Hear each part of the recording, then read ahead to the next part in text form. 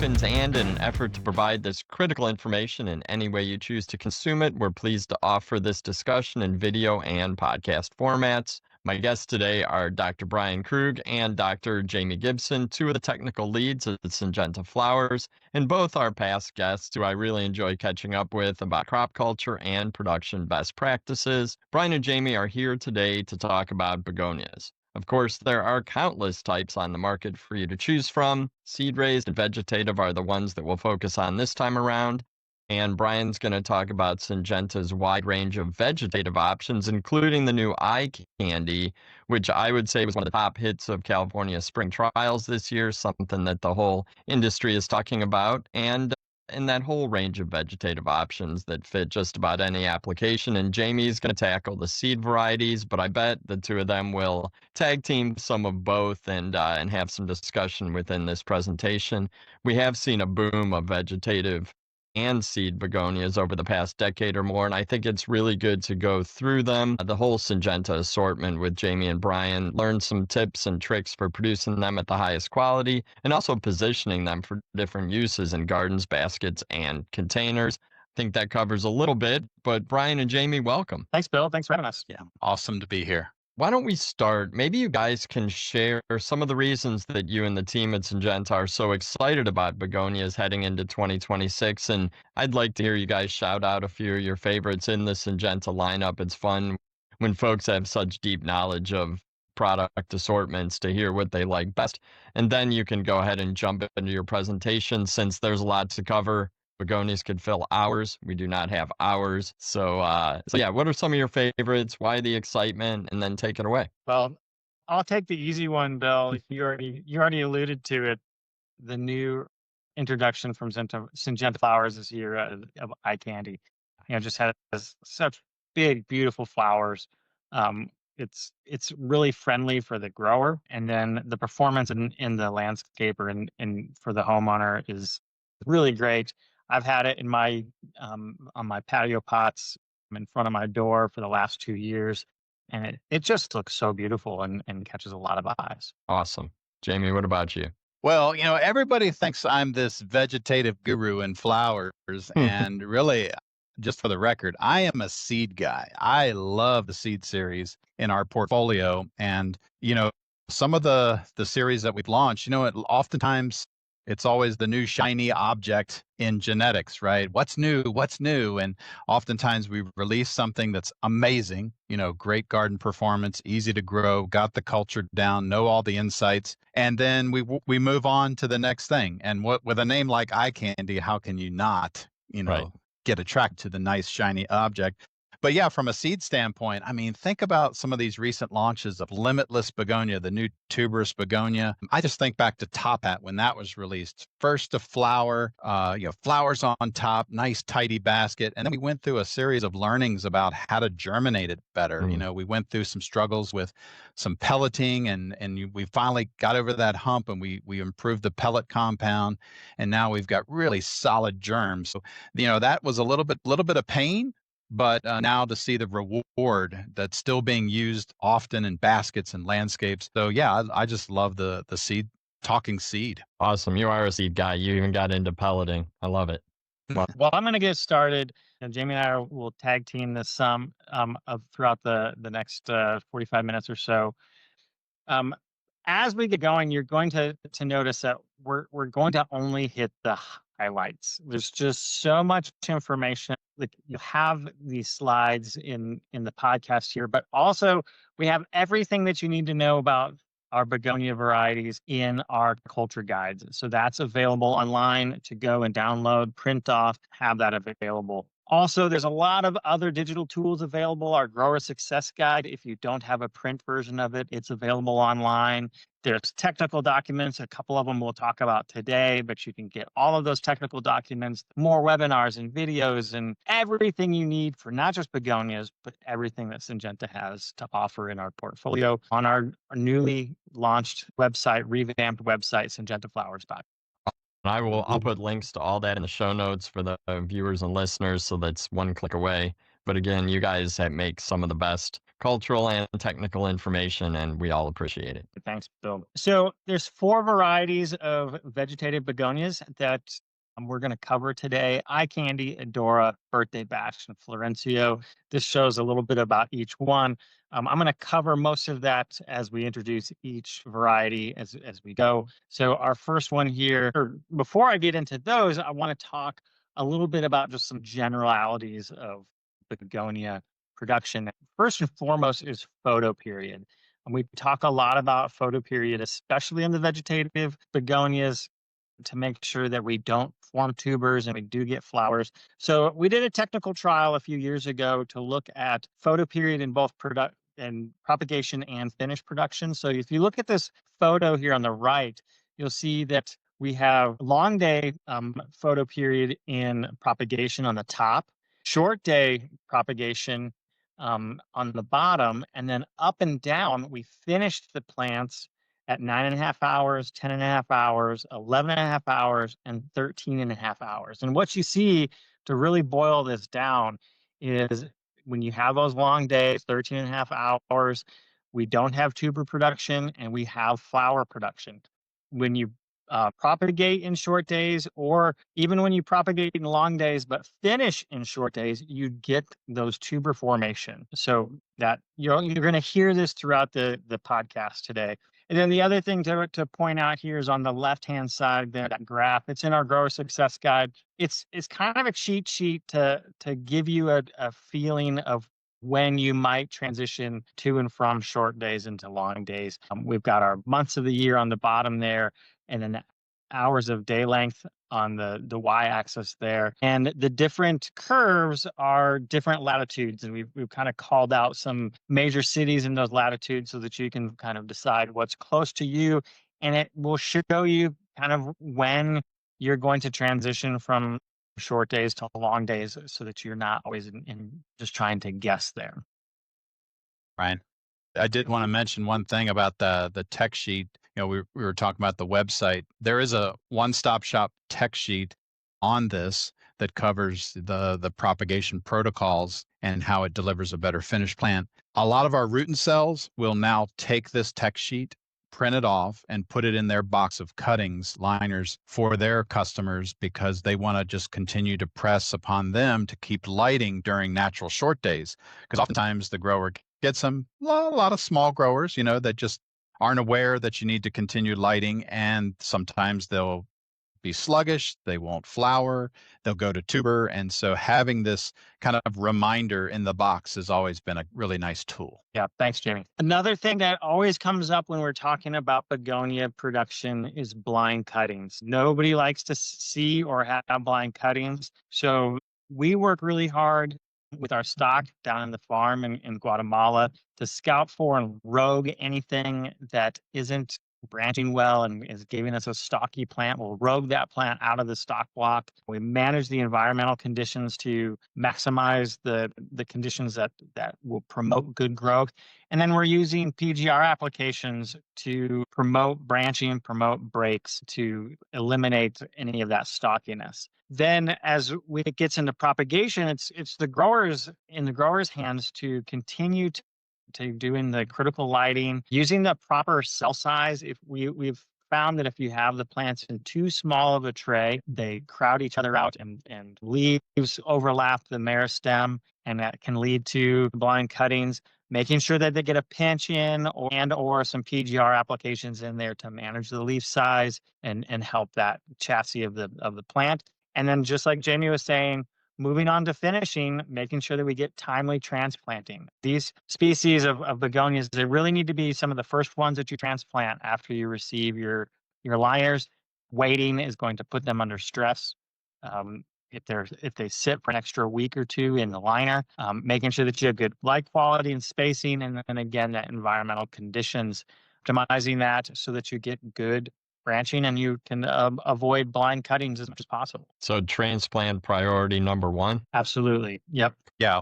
One thing that we found this year with iCandy is, you know, when you get samples from programs, to try it out, kick the tires. Oftentimes these samples kind of are set to the side and maybe held a little long. Maybe they don't have the space just yet to do the trial or put it into program. And so just that added time on the bench really can cause complexity and really impact the kind of look of the plan and establishment. And sometimes it will lead to some stalky growth. Yep. All right, let's get into our series. The first one being the new one, iCandy. iCandy has these large double flowers against a dark chocolate foliage. It works well in quarts, and then in the larger pots, they're having lots of big impact in hanging baskets from cast through the summer trials. And it's really going to like pop out and catch the consumer's eyes in the garden center. So we have 5 colors: coral pink, ferno, lemon yellow, sunset, and vanilla cream. So to show you some of the trials through the summer, these top ones are from Plant Peddler and the bottom ones are from Lucas. And you can just see like how well they fill out the basket and just put on a good show. Collage here of different pictures from Cast and also Cultivate. We are really proud and excited that iCandy received 2 Medal of Excellence awards at Cultivate, and we're really excited about that as the excitement carried from Cast all the way through Cultivate and into the summer trials. Yeah, definitely, So- Brian. Like hats off to our farm team, how they really adopted the protocols well, groomed the stock. Our sales team got the message out. Our technical trialing, we kind of built the culture well in advance. We even continued to trial this past spring on some kind of final touches of the protocols. The other big mention with iCandy is it is a shade begonia, part sun begonia. So full direct sun is not the best environmental conditions for garden performance for iCandy. It is really grown best morning sun, less intensity, of course, irrigation, critical for begonia performance. We got plenty of plants for full sun. It's nice to have something this beautiful for the shade. And talking about spring trials, we always joke and, folks ask, what were some of the highlights of trials? And Chris Beatty's always says, well, it's what you hear about before you get to the facility. And I will say iCandy was one of the ones we heard about all the way up and down the coast. So good work to the whole team. Okay, so moving into propagation, making sure that you're going to hear this over and over with some of our series is propagate under long days, 14 hours or longer.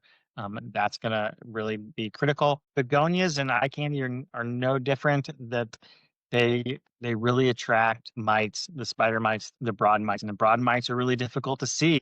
So by the time you see problems, the populations are high. So be sure that you're proactive with your miticides before you see problems with your mites. Using Florel at about 200 parts per million is going about 3 weeks after sticking. You want to make sure that you have roots established before you do the Florel, but this is going to help manage your leaf size so that you don't have so much overlapping and covering up and shading the meristem, and it will help just drive that chassis to be a little bit more ready to take on the breaks and the branching. And then the final tip here is making sure when you stick your cuttings, make sure that you stick the leaf tips out in opposite directions from parallel sides of the liner tray. Begonia cuttings generally have one large leaf, and making sure that leaf is pointing out so that it's not covering the neighbor within the liner tray, or the neighbor next to it in the strip next to it. All is going to help in that propagation. When we look at finished production, we already talked about transplanting of liners on time. That is really critical here with iCandy. PGRs aren't necessarily going to be needed, but when you do need them, it's good to kind of watch stuff early a little bit and layer on those PGRs using your B9, your Ultracell, or your A-Rest have all been shown to work well with this series. Yeah, Brian, we recognize some growers just aren't willing to pinch hybrid begonias. And so, we've talked about all those other strategies and techniques in order to get really well-branched begonias in the basket. But one other big mention is this use of PGRs to kind of apply these sprays well before hanging to kind of mitigate some of that internodal stretch that may occur, which may lead to some stalky kind of expressions. So using these layered foliar sprays really does settle that chassis down for nice, robust looks of the baskets. All right. And the final thing to talk about iCandy is just programming. This comes from our culture guides. So probably the most popular form that we see is going to be the 10-inch basket. So 3 to 4 plants per pot, an 8 to 10 week finishing time from transplant from a 72 cell tray is kind of what you can imagine or what you can plan for with finishing a 10-inch basket. And if you've tried to order iCandy, you'll probably have found that availability is low, especially in the first 5 or 6 weeks of the year. But Jamie, correct me if I'm wrong, but there's good availability for all of the colors kind of week 6 on is so, and that is still enough time to certainly get a quart out or to put an extra cutting in a hanging basket to finish out by Mother's Day. So if you're running into problems with getting availability, there are some options that can get you an iCandy crop in early to mid-May. We have a good new narrated video for Mother's Day programming on YouTube that you can check out and see how the programming goes, whether using 3 liners or 4 liners in a 10-inch basket. All right, Adora is the next variety that we're going to talk about. It has 4 colors: Moon Dance, Satin Rose, Velvet Red, and Emerald Salmon. This again is a chocolate dark foliage that has these nice bright double flowers on. It's going to work good for sun and shade too. And this is a good premium basket. It's going to have a nice, well-branched, mounded habit. The emerald salmon, I'll talk a little bit about later, but it has just a lighter green color. It doesn't have that chocolate green. It's a little bit more vigorous than the other 3. So some PGR management will be a little bit different with emerald salmon. Good trial performance. And here's photos from East Coast to West Coast showing just those nice flowers up above the foliage, showing off against that dark foliage in these larger containers, these 10 and 12 inch pots and baskets. And here's the emerald salmon. You can see it fills those pots out a little bit more aggressively, and you really see how green that foliage is compared to the other in the series. And like I said, it's going to be a little bit more aggressive. So watching it a little bit more on the PGRs as it's going through propagation and production. And it can tolerate a little more sun. So you'll see in landscape garden performance trials, it's in full sun. Certainly irrigation is very critical.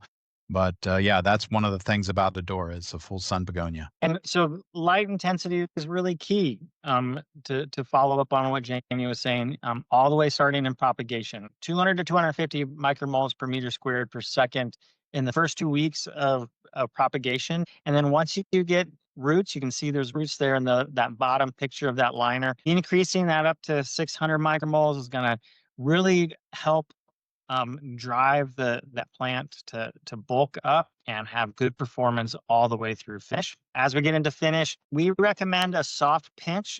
If the pinch didn't happen in propagation, Jamie mentioned earlier that a lot of propagators don't like to pinch the liners before they ship them out. Some are, but if it hasn't gotten that pinch, make sure that you do a pinch 7 to 10 days after transplanting to just help create some more branching and develop that chassis to support that plant all the way through the season. And here's a good example of how well it performs with higher light.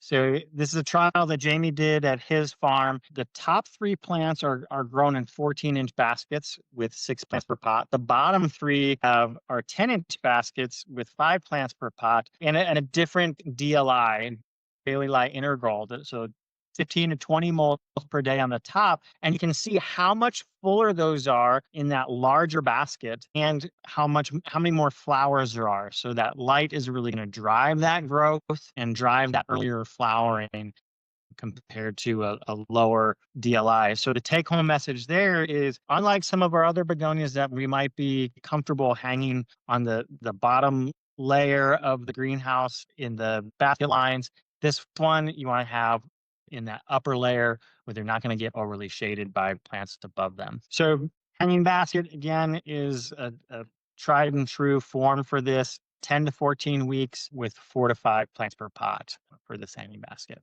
Okay, moving right along to Birthday Bash. Birthday Bash has these really cute petite flowers that are fully double against this more waxy, glossy, dark leaf. We have 4 colors: the chocolate cherry, the cotton candy, the cream, and the raspberry sorbet. They're just like a really nice, unique plant. I really like the flower form on these. Good performance out in the trials, all 4 of them here at Lucas.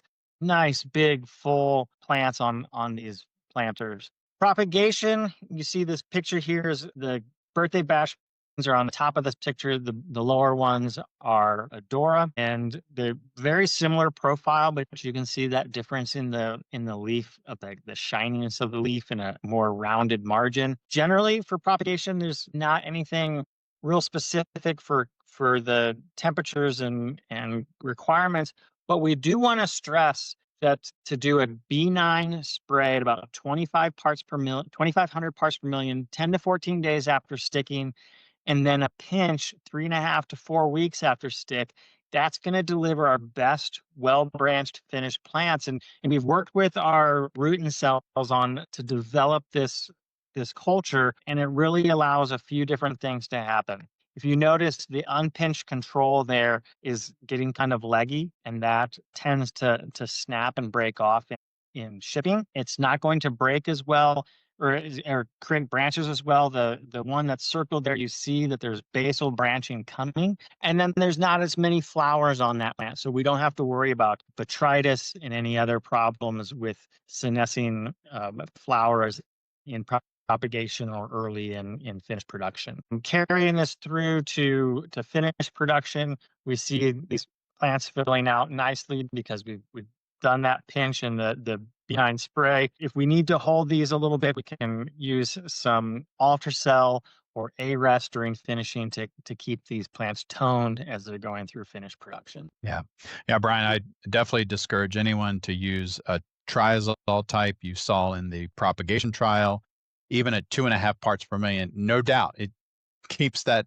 liner very nice and tidy and stacked, but it really doesn't grow beyond that.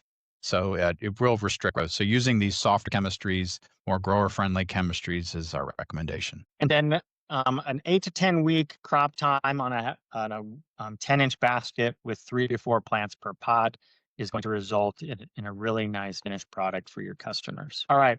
The last vegetative crop that I'm going to talk about today is our Florencio. And this is these boliviensis hybrid that has these 6 different colors: yellow, white, red, pink, orange, and cerise. These nice, bright single flowers that they're just going to fill out a basket, and they perform so well out in the landscape for the homeowner, hanging from their patio, hanging from a pergola in their backyard. They really stand up all summer long. So you can see this here in these plants by Myers Fruit Farm. And there's no shade structure over these, but of course they're irrigated well. So that's always a key with these begonias that can handle some more sunlight. They've got to be watered well. But I mean, this photo just speaks for itself. Like all of those flowers, just eye popping. Yeah, and nutrition, right? We don't need to go overly heavy in fertility, but it does need moderate fertility for garden performance. So begonias will oftentimes show that they demand some nutrition with smaller leaves, some necrotic burn. So that's certainly a sign that the plant is requiring more nutrition. And then the real take-home message for propagation, again, that day length extension, 14 hours to keep them from creating tubers, is going to give you a lot of success in propagation. And carry that all the way through finish, lighting them for the first few weeks of production to make sure that they bulk up and they don't start flowering too soon. They don't start creating tubers. And then the last 4 weeks or so of production before you're going to ship or sell these, you can discontinue the lights. The flowers will pop. You'll have all those breaks, lots of axillary buds to create those flowers for you. 10 to 14 weeks, 4 to 5 plants per pot for a 10-inch basket is what we would recommend. All right. So yeah, exciting 4 series of vegetative begonias in Syngenta. And now let's talk seed begonias. So I'm going to go ahead and take control of the slides, Brian. Feel free to chime in if there's anything that you want to reinforce or big special notes. But yeah, in Syngenta, right, we have vegetative and seed forms of a lot of our genera, and a lot of these series have been released recently within the past, say, 5 to 7 years. We've relaunched a tuber hybrida. So now having a begonia tuber hybrida series in Limitless. We're going to talk about top hat, great begonia. And certainly we're going to talk also about the interspecific high vigor Bionic. All right. So yeah, here we have the portfolio of seed begonia. And, in our catalog, we try to make sense of all the different habits and vigors and foliage types. And so these grids are real helpful. Now, in the catalog, you have these types of grids. In our grower success guide, it's in the catalog links on our website, downloadable, has perennials, annuals, propagation, production, kind of a one-stop shop, kind of a Cliff Notes version of everything in the program. But yeah, these charts are very helpful, especially when you're kind of evaluating which ones to go, whether it's the semperflorens types like the Badas or the Bada Bings, Bada Booms.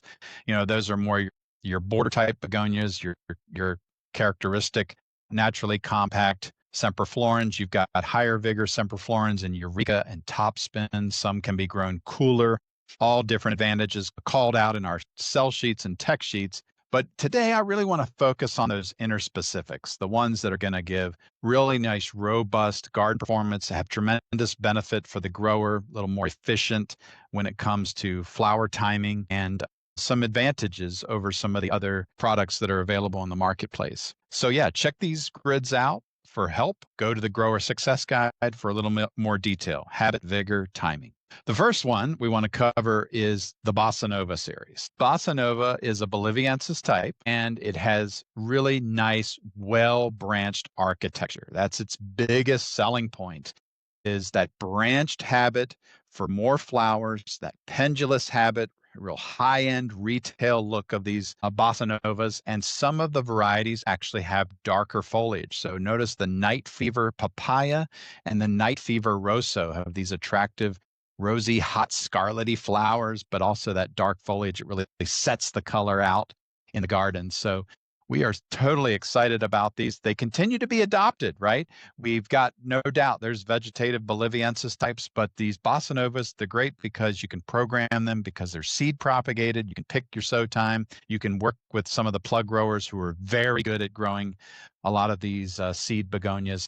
And you can put these in baskets for really nice high-end retail look. From a propagation standpoint, I'm going to call out a few things. Warm temperatures, the use of remay fabric. If you are evaluating the propagation phase of the seed begonia, warm temperatures closer to 78 degrees versus 72 degrees. That's going to give you more uniform emergence of the cotyledons. It's going to give you more uniformity and humidity and temperature when using this remay. So that's a big tip when propagating these begonias on the bench. Of course, you can use chambers. If you're a specialized plug grower, you can use the chamber to certainly help build that early phase of the plug.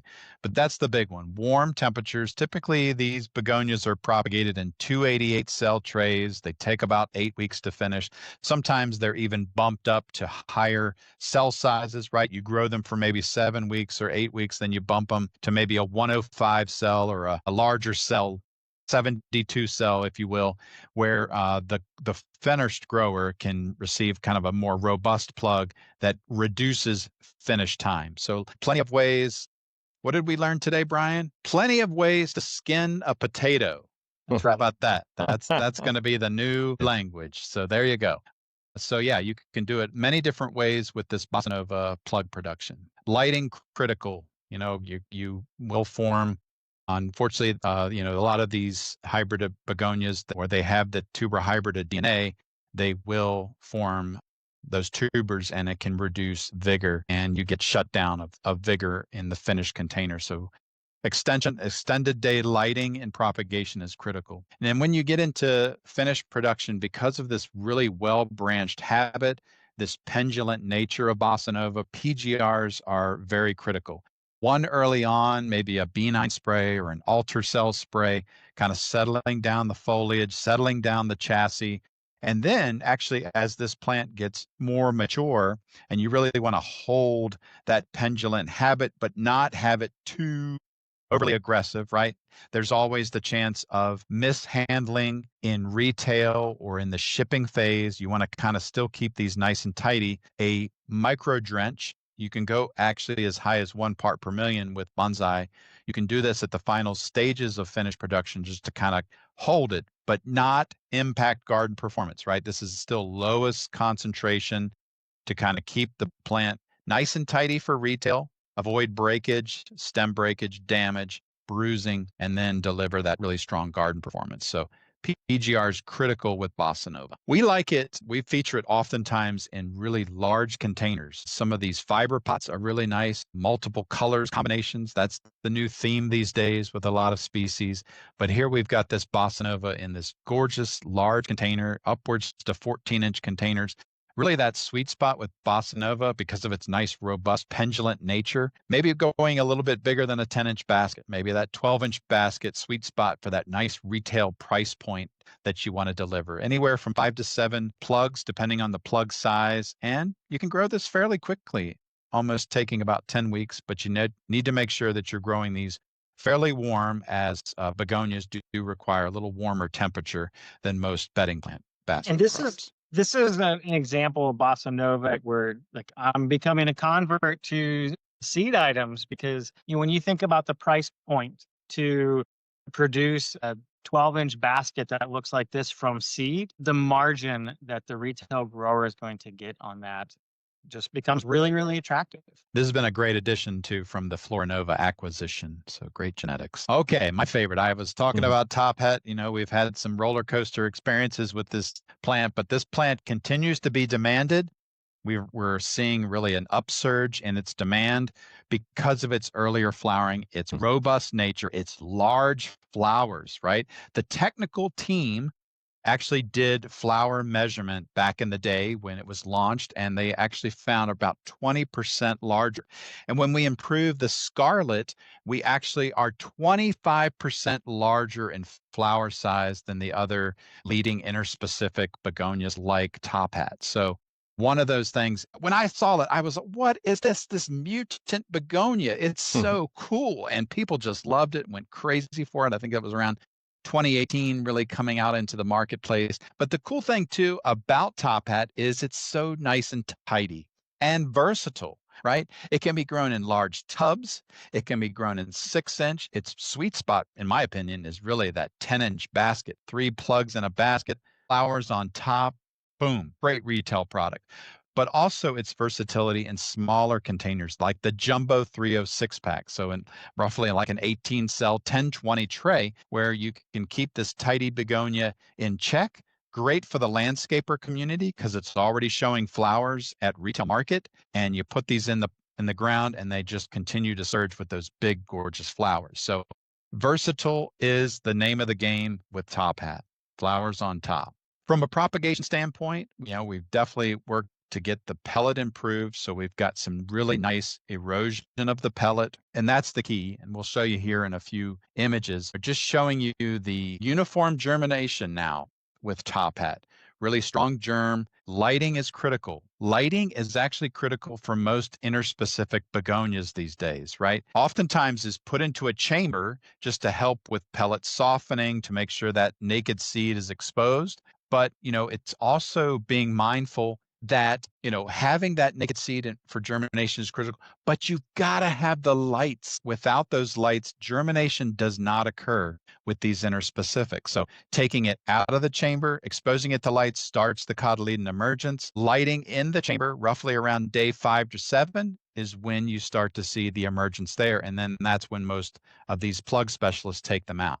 So lighting is critical for emergence with these interspecifics. The big notes about Top Hat, amongst other types of begonias, you could say this for the same for the tuberous begonias. You could say this for the Bossa Novas even. But one of the differences with Top Hat is because it's a little more tidy than some of the other interspecifics on the marketplace. Maybe having this on the perimeter of the block, not so much putting it in the middle between some of the other more aggressive, vigorous type interspecifics is best. Having it on the perimeter because of its tidy habit, its emergence is roughly anywhere, say, between day 25, cotyledon expansion, day 25, 28, to really do the patching protocol, whereas some of the other begonias are roughly around day 21. So we're a little bit later because of its kind of compactness. And that carries over all the way into the finished container. Watch your pellet, watch your water droplet size.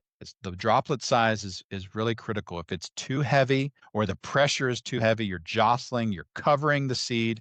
So you really want to focus on a very fine mist, and then using that remay to improve uniformity of humidity is so important. And then the final one is the light. Light quality is the key. More southern growers going directly on the bench, good quality light, great germ. Northern growers using supplemental lighting to improve DLI, and light quality also improves the germination performance of it. And this is that note about pellet erosion, melting the compound around it. On the left-hand side is what we don't want to see. It's when you're just doing enough where you're starting to erode the pellet compound, but you're not exposing the naked seed. And so a lot of the protocols with the plug producers is ensuring they're delivering enough irrigation in the seed tunnel, but they're also following up with some added misting in order to expose that naked seed so that you get good light development or good light exposure to that seed developing. Okay, because if you don't, that pellet just sort of reforms and gets hard and doesn't germinate, right? Exactly. That's exactly what happens is you get a little bit of erosion and then you get a recrust. And once you have that recrust, it forms this hardened growth or hardened structure. And then that that seedling can't break out from that crusting. And then your germination percentage can sometimes go as low as 30%, if not lower. And that just kind of sets you back really far. So the key is to get that naked seed visible. From a final production standpoint, it's moderate fertility. It's, managing, a wide range of pH. But overall, because of its versatility, it's B9 early. You can also use bonsai sprays, not too high, nothing more than, say, 5 parts per million. But really B9 or B9 ultracellus tank mixes work well. But we also learned if you're featuring these in those jumbo 306 packs, you can use the micro drenches of bonsai roughly a couple weeks out from market. Do that, and it doesn't impact garden performance. So you still get the good growth, but you get the management of the production growth. So we really recommend this large pack approach, that 306 pack approach, quite quickly, right? These are flowering early, about 1 week earlier than a lot of the other leading interspecific begonias on the marketplace. So either the large pack or that 10-inch basket where you can put just 3 plugs in the basket and you're finishing this around 7 weeks. So that's really the great thing about these interspecific begonias. And we salute you, Bill, and the entire greenhouse tech team for featuring the top hat strategy, using these tech sheets, continuing to mention some of these insights and learnings of what we've done. So the promotion and social media is greatly appreciated. Thank you so much. On demand, the greenhouse on demand. So this is wonderful. In addition to this messaging, we've also built a tech sheet that gives those specific protocol regimes for growth control. So showing the different PGR sprays that you can do, right? You can skin a potato different ways. You can spray different PGRs on top hat, and then you can also spray PGRs that not only control growth and production, but don't restrict garden vigor. So check out that tech sheet on the web. And what I really like about that tech sheet and other tech sheets is how those photos are laid out. So you see the progression. We might recommend what we would say is ideal, but that might not be what you're looking for. So you can slide up and down that photo to determine what's that finished product that you want and see the different rates that are going to dial it in for your customers. Okay, Limitless. So this is the tuberous begonia. Limitless showing you that constant production, the floriferous habit of this particular series. We've got all the core colors in Limitless, dark foliage, slightly larger flowers than some of the other leading tuberous begonia series in the marketplace. but it's really known for its flowers on top. So having that early flowering means the flowering is very visible, and that's so important with these tuberous begonias. Not only does it have the core colors, but it's got these gorgeous novelty colors such as sunrise, sunset, sorbet. So you got these blends of peaches and yellows. It really is nice. Tangerines. So we love this series as our new tuberous begonia series. Okay. So here's some garden performance shots. We're always evaluating its performance. Does it cut the mustard in the ground? Does it produce easy? How do these novelties look? And it's really been a nice launch. Launched just a few years ago. Big giant flowers all the way through. Some growers and retailers have basically said, I'm not going to grow the vegetative begonias. I'm actually going to this, what is old is new again, right? Going back to the tuberous begonia for retail, these big giant flowers, so impressive. So we're very impressed with how Limitless has come to the marketplace. From a production standpoint, right, it forms tubers in natural short days, so lighting is critical to keep the vigor, to keep the seedling expanding out, especially if you're growing in these larger celled containers, right? Just like the Bossa Nova, where you grow it in a smaller cell, and then you go bump it up to maybe a larger plug size to finish faster. Tuberous begonias are notorious for that type of protocol, where you grow it in 288s, you bump it to a larger cell, and you might take about 10 weeks to finish out that plug. So moisture management is really critical, avoiding over misting, over watering, but also making sure that you're giving good uniform humidity at that seedling expansion level. Takes roughly about 8 weeks in a 288. If you want to bump it, you can go upwards to say an 84 cell, a 72 cell, a 105 cell is a lot of times what we're seeing in the marketplace. And then one particular note about the finished production with Limitless is the use of PGRs is good. You can use the B9s, you can use the altar cells. Altar cell is a quite effective tool. You can range from 500 to 1,000 parts per million. But notice in this image, this is where the beauty of Limitless comes in, is those flowers pop on top, not deep in the canopy. And so that could make or break a Mother's Day program, is if those flowers are tucked in too deep, like some of the other tuberous begonias in the market. This Limitless really shows you those flowers right out of the gate, earlier flowering, and whether it's in a quart, 6-inch, or a basket. So definitely a great series to check out. So we're recommending it here in the 10-inch basket, really depending on the plug size. It's going to take roughly 11 to 12 weeks to produce a nice finished basket. You could probably finish this in 10 weeks given temperature and a larger cell size, but we feel, that's kind of where a majority of the Limitless and tuberous begonias are being grown. Whether it's, a 4.5-inch to upwards to a gallon, or a 10-inch basket, 1.5 gallon basket is kind of its sweet spot. And then our final begonia, right? We've done 4 vegetative. This is our 4th seed series. This is called Bionic. It's kind of that sleeper series. And we've done some evaluation of this series, and we're keeping it simple, right? We know that reds and pinks and roses are the key. Having some bronze foliage and green foliage is good. And so it's got 4 distinct varietal colors. So a red in both the green and the bronze foliage, and then a pink in the other greener foliage. So we're excited about Bionic. Again, it's a higher vigor interspecific, so treated much like the top hat begonia in propagation. Here it is in garden performance. So we found uniformity, we found branching is really strong, really a good full sun begonia for landscapes, really robust. Propagation, again, similar. Lighting for interspecifics, critical for germ, critical for emergence. So whether you're doing this in the chamber or on the bench, light is essential. Avoiding covering the seed, and then you can use these PGRs to kind of manage the vigor, because these are going to be higher vigor.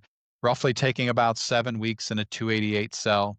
Pretty good looking plugs to go into those larger containers. So this is not really built for the quart. This is not really built for the pint. This is that gallon, that 12-inch deck planter where you really want vigor and size. And this is where we've got it here. This is a cast crop that we had featured when it was launched. You can actually use micro drench as a bonsai if you just need to kind of hold the crop in, because it will continue to grow at those concentrations. So This is perfect for those big, large containers. Very few pest pressures with these types of begonias. Really a nice showy presence, great branching.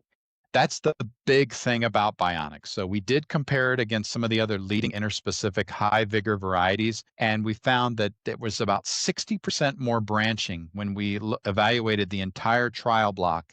We had about 60% more branching, and you can see when we removed all the leaves in this trial, look at how the number of shoots has increased here in branching with the Bionic. So we're feeling excited that this is still a very highly demanded product for the landscaper, for the marketplace, for the gardens. And so we're recommending the quart be kind of that go-to spot, that kind of that perfect spot for it for production for the grower.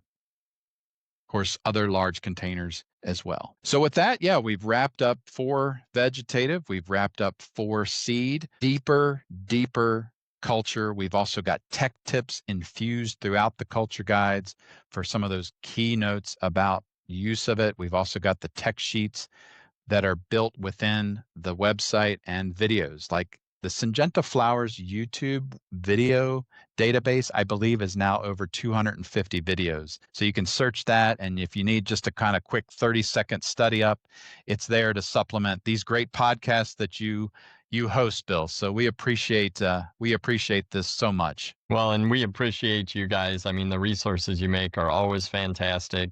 Like I always say, they're technical, but they're understandable. You guys put the time and effort into the trialing, whether it's in your own greenhouse, Jamie, or in all of the facilities that you guys trial in across North America and around the world. I do love the Bionics. It's one of my absolute favorite types of garden plants. So I'm excited to give that one a try. Yeah, you really can't go wrong with a plant like that. But the full range of begonias that you guys at Syngenta have now is amazing, and does cover all bases. And I'm sure I can speak for the viewers and listeners that just hearing the two of you run through the positioning, the different sizes, the different types, and you didn't even touch on the standard semperflorens types. I mean, you have such a wide range to fit all needs. And I know that folks are considering adding more into their lineup for 2026, and I would encourage them to do so because there is a begonia for every different application. I think that you guys have covered so much. Is there anything else you want to talk about, or should we wrap this one up? I got one more thing, which begonias right. continue to surge in popularity amongst the gardening public. I think it's number 4 now when they've done some national surveys in terms of popularity and use, whether it's containers or ground. A lot of the hybrid begonias, of course, now being adopted. But yeah, it's becoming a nice alternative to some of our traditional bedding plants. Excellent. Well, thank you so much, Brian. I appreciate your time on the vegetative side, Jamie on the seed, and I know that both of you are passionate about both, and that comes across very clearly. So again, thank you guys very much. Thank you, Bill. We really enjoy doing this. Appreciate it. And on behalf of the team at Tech on Demand and the amazing team at Syngenta Flowers, thanks for listening. Thanks for watching. Take care out there and add some of these new products for 2026. It's about time to order them now.